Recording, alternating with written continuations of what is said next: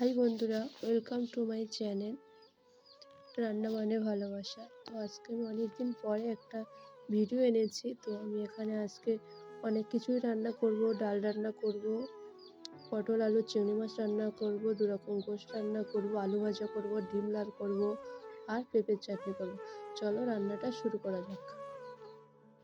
এই ভিজানো ছোলার ডালটা নেব, নিয়ে পেঁয়াজ কুচানো, কাঁচা লঙ্কা, আদা রসুন বাটা, ঝাল, লঙ্কা, সর্ষের তেল, তেজপাতা সমস্ত কিছু ভালো করে হাত দিয়ে মাখিয়ে মাখিয়ে যে একটা সুন্দর গন্ধ ছাড়বে, তখন আমি এখানে পানি দিয়ে দেবো। দিয়ে আমি হাঁড়িটা বসিয়ে দেবো উনুনে। তারপর আমি এখানে মোটামুটি সিদ্ধ হচ্ছে। তো আমি এখানে আজকে অনেক রকম রান্না করছি, তো সমস্ত রান্নাটা দেখো। আমি এখানে পটল রান্না করব, পটল চিংড়ি ছোলা দিয়ে। তো এখানে আমি ছোলাগুলো ভিজিয়ে রেখেছিলাম, সেই ছোলাটা ভালো করে ভেজে নিচ্ছি ঝাল হলুদ দিয়ে।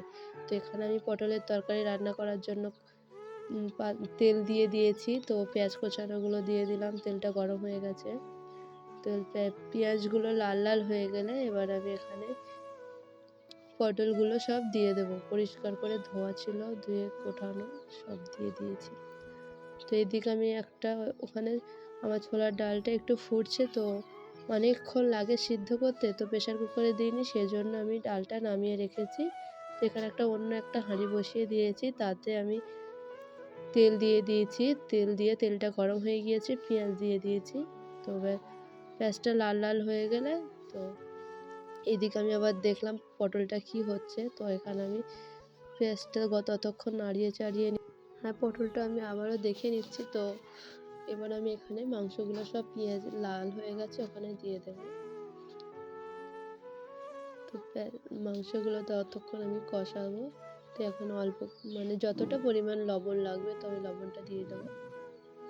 দিয়ে ভালো করে মাংসটা দিকে কষানো হচ্ছে, তো হবে। তারপর আমি আবার দেখবো পটলটা কি হচ্ছে। তো পটলের পানিটা মরে গেছে। তো আমি এবার এখানে আদা রসুন দিয়ে ভালো করে একটু কষিয়ে নেব।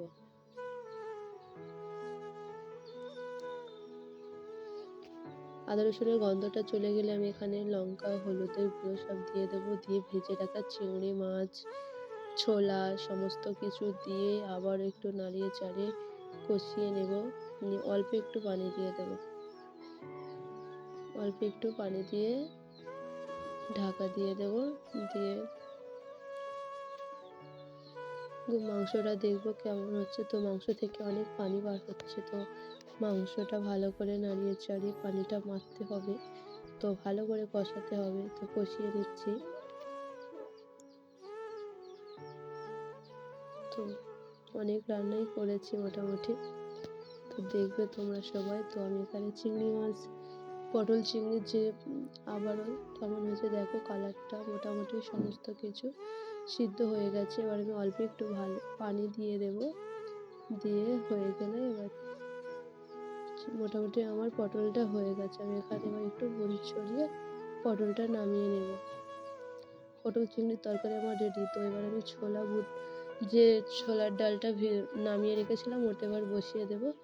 দিয়ে ওটা অল্প অল্প সিদ্ধ হয়ে গেছে। এখানে আমি মসুর ডালটা আবার দিয়ে দেবো। এই সাইডে আমার মাংসটা অল্প অল্প করে পানি দিয়ে কষিয়ে নিচ্ছি। তো মোটামুটি মাংসের গন্ধ চলে গেছে। এবার আমি এখানে আদা রসুন দিয়ে দেবো। আদা রসুন দিয়ে ভালো করে নাড়িয়ে চাড়িয়ে নিতে হবে। আদা রসুনের গন্ধ চলে গেলে আমি এখানে লঙ্কার গুঁড়ো, হলুদের গুঁড়ো সমস্ত মশলা দিয়ে দেব। দিয়ে ভালো করে নাড়িয়ে চাড়িয়ে নেব। নিয়ে অল্প একটু পানি দিয়ে দেব। অল্প একটু পানি দিয়ে নাড়িয়ে চাড়িয়ে নেব। সাইডে আমার ডালটাও সিদ্ধ হয়ে গেছে মোটামুটি, দেখো। তো এবার আমি অল্প একটু পানি দিয়ে ডালটা নাড়িয়ে চাড়িয়ে লবণ দিয়ে দেব। এইভাবে ডাল রাঁধলে আমার সত্যি খুব সুন্দর লাগে খেতে, সবাই পছন্দ করে। তো আমি এখানে একটু মশলা এলাচের গুঁড়ো দিয়েছি, মরিচের গুঁড়ো দিয়ে নামিয়ে নিয়েছি। তো দুটো কড়াই নিয়েছি। একটা কড়াইয়ে আলু ভাজার জন্য পেঁয়াজ দিয়ে দিয়েছি। দিয়ে আলুটা এবার দিয়ে দিয়েছি, লাল লাল হয়ে গেছে। এ সাইডে আমি আরেকটা কড়া নিয়েছি, নিয়ে দু রকম কষের জন্য সমস্ত আলু একসঙ্গে ভেজে নিচ্ছি। তো আমি তেল দিয়ে দিয়েছি, দিয়ে আলুগুলো দিয়ে এবার লবণ দিয়ে নাড়িয়ে চাড়িয়ে নিচ্ছি। এ সাইডে আমার আলুর যে ভাজাটা হবে, তো সেই আলুতে আমিও লবণ, ঝাল, হলুদ সমস্ত কিছু দিয়ে নাড়িয়ে চাড়িয়ে নিচ্ছি। সত্যি কথা বলতে যে এতজনের রান্না আমি আগে রান্না করেছি, আর সমস্ত কিছু একা এতজনের রান্না আমি করিনি। মানে আমার মায়ের একটু শরীর খারাপ হয়েছিল, তো সেই সময় আমাকে রান্না করতে হতো। তো অনেক লোকজন দেখতে আসতো মায়ের কুটুম। তো সেখান থেকে মানে রান্না করতে করতে এখন আমি 10-12 জনের রান্না করতে পারবো একা। তোমার তোমাদের সঙ্গে কিছু কথা শেয়ার করলাম। কেউ যদি কেউ কিছু মনে করো না, এখানে আমি এবার রান্নার দিকে যাই। তো আমার রান্নাটা মোটামুটি কষানো হয়ে গেছে, আলুটা ভাজা হয়ে গেছে দেখেছো। তো আলুগুলো দিয়ে নাড়িয়ে চাড়িয়ে একটু পানি দিয়ে দিয়েছি। এখানে আমি আলুগুলো তুলে নিয়েছি, ওই কড়াইতে তেল দিয়ে দিয়েছি, তেলটা গরম ছিল। তো আরেকটু দিলাম, গরম হয়ে গেছে, পেঁয়াজ কোচানোগুলো দিলাম, পেঁয়াজের কালি ছিল সেটা দিয়ে নাড়িয়ে চাড়িয়ে নিয়ে মাংসগুলো দিয়ে দিয়েছি। পোলট্রির মাংসগুলো দিয়ে দিয়েছি। ওই সাইডে আমার মানে ওই যে আরেকটা মাংস ছিল মোষের মাংস, ওটাতেও আমি পানি দিয়ে দিয়ে পুরো ঢাকা দিয়ে দিয়েছি একেবারে ঝোলটা। তো এখানে আমার পোলট্রিটাও মানে পোলট্রির মাংসটাও ভাজা ভাজা হয়ে গেছে। আমি আদা রসুন দিয়ে আদা রসুনের গন্ধটা চলে গেছে, এবার লঙ্কার গুঁড়ো, হলুদের গুঁড়ো সমস্ত কিছু দিয়ে দিয়েছি। আর এখানে আমি আবার ডিম সিদ্ধ করব। তো ডিমে আমি অন্য আরেকটা কড়াইতে পানি দিয়ে রেখেছি। তো এখানে একটা রান্না হয়ে গেলে নামিয়ে আর ডিমটাও বসিয়ে দেবো। তো আমার এখানে মোষ, যেটা বলে মোষের মাংস, তো আমি সেটা মোটামুটি হয়ে গেছে, মশলা মরিচ সব দিয়ে এবার নামিয়ে নেব। তো সেটা আমার মোষের মাংসটা নামানো হয়ে গেছে। এখানে আমার পোলট্রিটাও হয়ে গেছে, দুটোর মাংস সব রান্না হয়ে গেছে। আর এটা হচ্ছে পেঁপেটা ভালো করে ছিলে কুড়ে নিয়েছি, একটা গ্রেটের সাহায্যে কুড়ে নিয়ে তো এটা দিয়েছি। এ সাইডে আমার ডিমটাও বসিয়ে দিয়েছি, বসিয়ে ছাড়ানো হয়ে গেছে। আর একটা কড়াইতে তেল দিয়ে ডিমটা একটু লাল করে ভেজে নিচ্ছি।